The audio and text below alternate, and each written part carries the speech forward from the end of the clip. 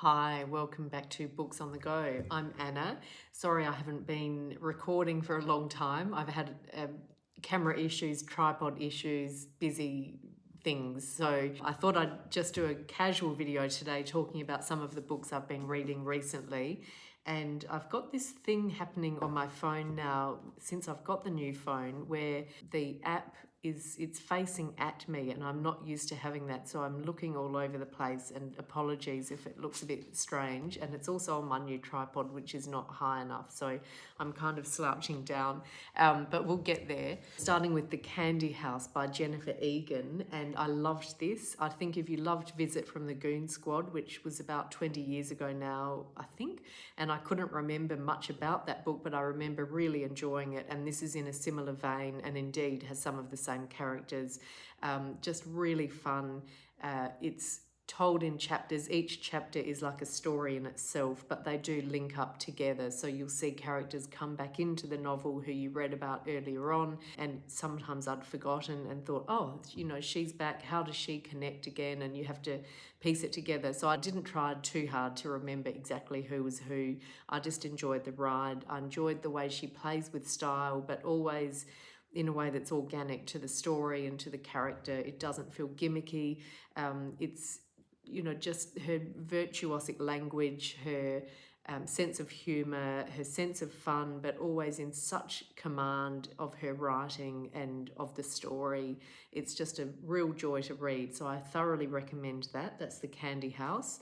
In a different vein, I picked this up in Sydney. This is Three Rings, A Tale of Exile, Narrative and Fate by Daniel Mendelsohn. It's a really short book, which I thought would be a nice quick read, but it does take a bit more time than I thought because it's full of ideas and interesting things that you have to spend some time thinking about and processing. But it's a lovely read. Daniel Mendelsohn teaches Homer's Odyssey. So his book that's more famous that I do have on my shelf and I've been meaning to read for ages is, I think it's called Travels with My Father. And it's about when his father took his Odyssey course and they actually went travelling together to the places referred to in the Odyssey, and he wrote a book about it, and apparently it's fantastic and I must read that. In the meantime, I did really enjoy this. It's about three different it's not about three different authors, but there are three authors he refers to in the book, including W.G. Sebald. Auerbach is another one, and Francois Fenelon, I think. I can't check that without my glasses.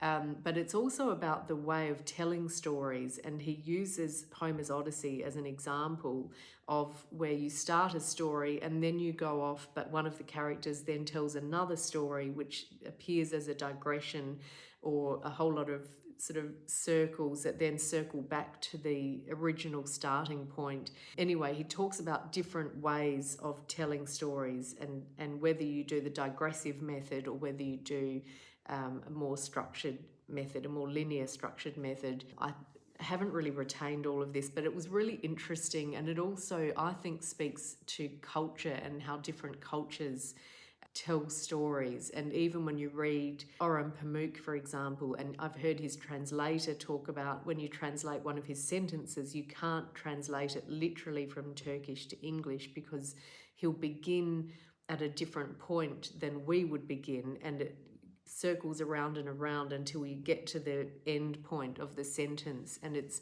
just a really interesting cultural difference, I think, sometimes that can show up in language. And Daniel Mendelsohn has observed these different theories that have shown up in whole storytelling techniques.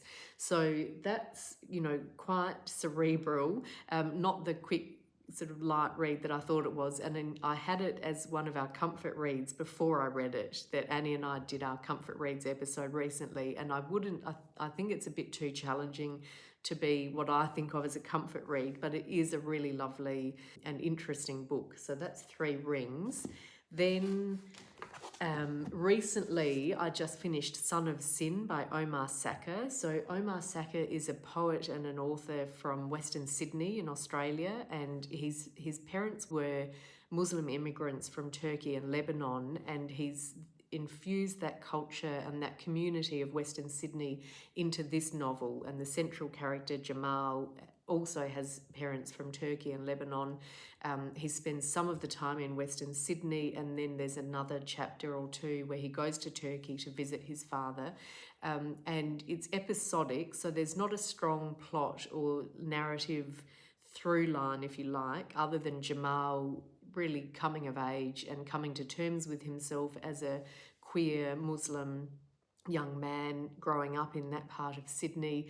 And it's very contemporary, so it covers the time where we had the Cronulla riots, where we had the gay marriage postal referendum or plebiscite, and in Australia. And so it's very sort of current and looks at all of that from Jamal's point of view. And the writing, the things that I really enjoyed about this were the writing is really strong, and you can tell he's had that background as a poet, because the language is wonderful and that propels you along, given that it's more about the characters than the plot. Yeah, the language is really full of life and keeps you going. And the other thing is the complex characters.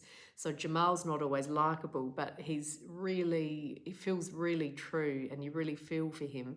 And just being there, I really felt as if I was there. It feels very well observed, and I'm sure those observations have come from Omar Sakr's own experiences growing up in that part of Sydney, and it just gave me a real insight into sort of as a slice of life, as it were. So I really recommend this, and I think he's an author to watch.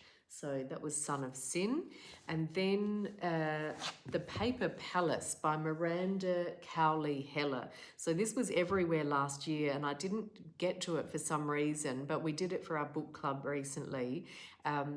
I really enjoyed it, but I say that with hesitation because this is one of those books it's rich people behaving badly, basically. So if you like that genre, a bit like a Taylor Jenkins Reid or Gone Girl, where they're not likeable characters necessarily, they're white, they're privileged, they're entitled, their problems are mainly of their own making, and it's hard to sympathise with them. But she writes very well, and the observations are really well done of the family dynamics and the dysfunctional family, the summer holiday, what it's like going on those summer holidays each year to the same place, and the problems with the house and all of that sort of thing. It's mainly around the woman who is married but then decides to have an affair, or wants to have an affair, and then how will that play out? And I found it all a bit hard to sympathise with her, and I found it just really compulsive, and I was really happy to read it and keep going back to it. But I think a lot of people have also hated it. So I think it's one of those books that generates lots of good book club discussion because some people just hate it. So I love those sort of reading experiences, but I didn't mind it. I wouldn't want all of the books I read to be in this vein, but I think she's done it very well for what it is. So that is The Paper. I hope that's not damning with faint praise, is it? That sounds a bit mean. But The Paper Palace, I found it a fun read. Love Marriage by Monica Ali. So this is another book club choice, and I can't talk about it yet because we're having the book club in August, and this is for the Adelaide Writers' Week donors. So I'm really interested to see what they'll make of this. I think it'll be a good book club pick because it will divide opinion. So you have a Yasmin who's from an Indian Muslim family, strict parents, and she's getting married, and they're about to meet her fiance's mother, Harriet, who's a white English very outspoken woman, and Yasmin's nervous because she thinks this will be a terrible culture clash, and she's all set to be really embarrassed by her family, basically. So it's a fun premise, and I think it sets itself up as that could be a really good comedy of manners. It isn't that necessarily, and it's a book that covers a lot of issues, including sexism, racism, problems with the NHS because Yasmin's a junior doctor, and it's contemporary London. So there have been, just from what I've seen in the news, and I certainly don't know this I'm not very close to this, but I think there have been issues with junior doctors going on strike in the UK. And so this is all very true to life. I won't say any more, but I think it's a book that it's very easy to read, and it is a picture of contemporary London. The characters are often quite unlikable, again, a bit like The Paper Palace. So I think in that sense, it'll be a fun book club discussion because people might have strong opinions. So Annie had this as one of her comfort reading recommendations. So I think it is a good, when you want a slightly easier read, but one that's packed full of, stuff happening. But anyway, I'd love to know your thoughts if you have read this. That's Love Marriage by Monica R. Lee. And lastly, the book that is coming up for me is Wild Abandon by Emily Bitto. So Emily Bitto is an Australian author. She wrote The Strays, which won the Stella Prize a few years ago, set in around the Heidi Art School in Melbourne, which is now the Heidi Museum, really worth visiting if you are going to Melbourne. But she has written Wild Abandon. I don't know much about it, but I think it's a man leaving Australia in 2011 who goes to New York, and it's about capitalism, and it's been described as lyrical and devastating. So that doesn't sell me, I have to say, but Amanda has read it and recommended it we're doing it on the podcast. So I have to read it very soon and catch up to Amanda. But she enjoyed it, and I've heard other good reports. And I did enjoy The Strays. So I'm going in soon. I'll report back. But yeah, stay tuned for this one and let me know again if you have read it. And indeed, what you've been reading lately. I'd love to hear any recommendations, and I will see you soon. Bye for now.